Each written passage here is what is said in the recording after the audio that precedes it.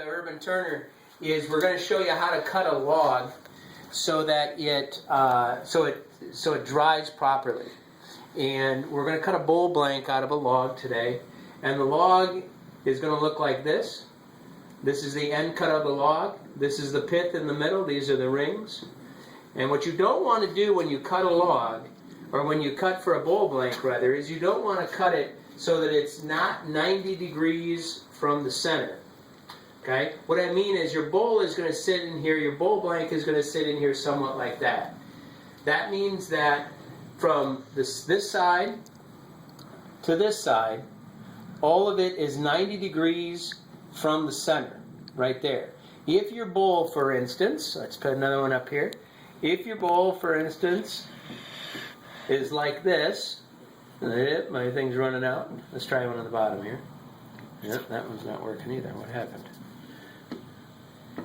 If your bowl, for instance, is laying in here so it's not 90 degrees, let's say that it's laying in here so your bowl blank is cut out like that, which means that this part of your bowl, this is your squared cut bowl out of your log, is closer to the pith than this side of your bowl blank. This side of your pith is going to dry, closest to the pith, is going to dry differently than your bowl blank that's furthest away, even though both of them are supposed to be the bottom part of your bowl.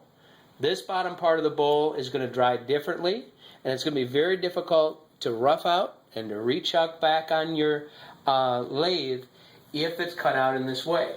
So what I'm going to do is I'm going to cut straight down the pith, and then I'm going to measure a direct amount from here to here and here to here so that I can have that bowl blank cut out perfectly. That bowl then can sit just like that out of the log and be and dry as perfectly as possible and as cleanly as possible so that it can be returned after being rough turned very easily.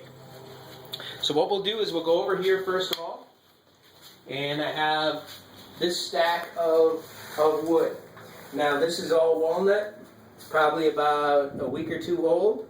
What I've done with the ends is just paint the ends. That just keeps the moisture on the inside. I use just regular house latex paint for the ends, and for my storing process it works great. So what I'll do is I'll pick up one of these logs and we'll take it over to our bandsaw and we'll get started. The first thing that I want to do is to line up from this side exactly where the pith is. Now one thing you'll notice that I did when I got these ready in the shop after I cut these off is I drilled a hole before I painted. I drilled a hole right in where the pith is, and that helps me at this point right now to line it up. So I'll line up right on where that hole is right there. And this side I can also see where the pith is on this side. I'm going to have a lot more reaction wood on this side of the pith. You see where the pith is right there. And a lot more reaction wood on this side, so I'll be able to get a larger bowl, or if I wanted to do a deeper bowl on that side, it's going to work out great. So let's go ahead, cut this in half, and I'll show you what happens next.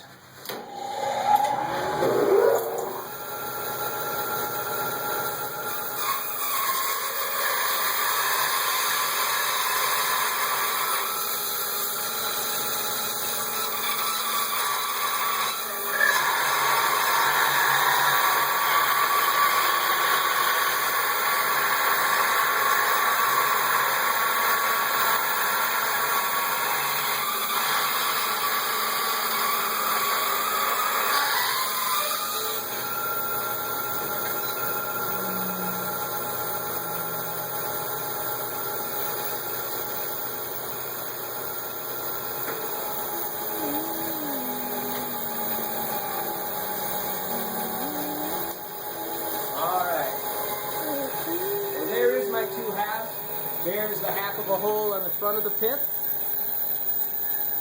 And flip it around. And there is my half of the hole on the back of the pith. So I cut directly down the pith. And now what I'm going to do is use my fence over here. And I'm going to slide that over, and I'm going to cut directly down there, so I cut just a little bit off of the outside of the tree. But make sure that that line that I cut, in order for it to be a parallel line to the center, make sure that that line is perfectly parallel to the outside by using my fence. So, bring this up, bring my fence over, and we'll go right about there, just eyeball that up.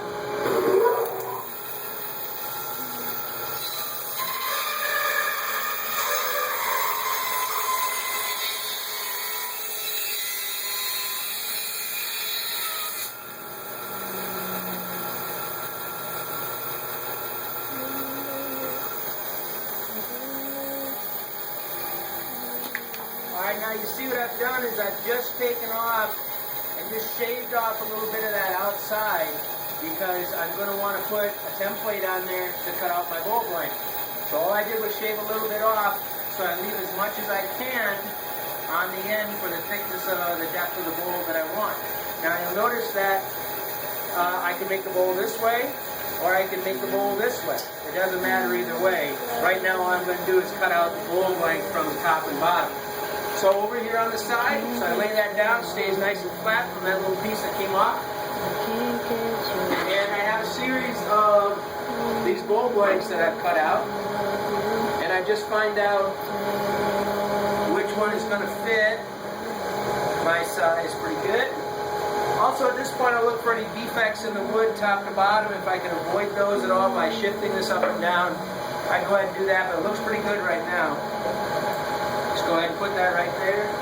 Really important that you center it up also because you want to have, as much as possible, you want to have, especially walnut like this, you want to have the heartwood and the sapwood pretty much aligned on the outside of the bowl. So this one is going to go pretty much start out from side to side exactly for me. Tap in your little ground off screwdriver.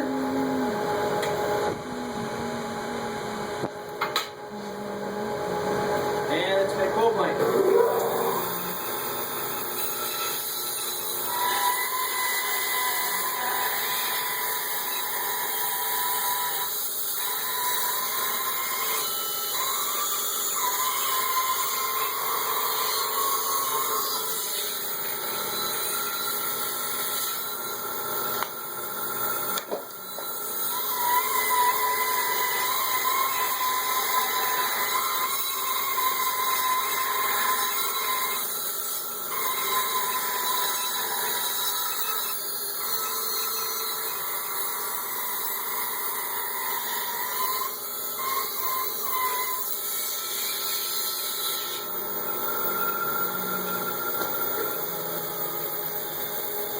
Now here's one of the most important steps in the process. In order to have this on the lathe exactly lined up as we've already made it accounts for, what I do is I take this out. This is my my hole then that I have for a guideline hole that came from my template. I have to flip this over now. This is a step you might miss.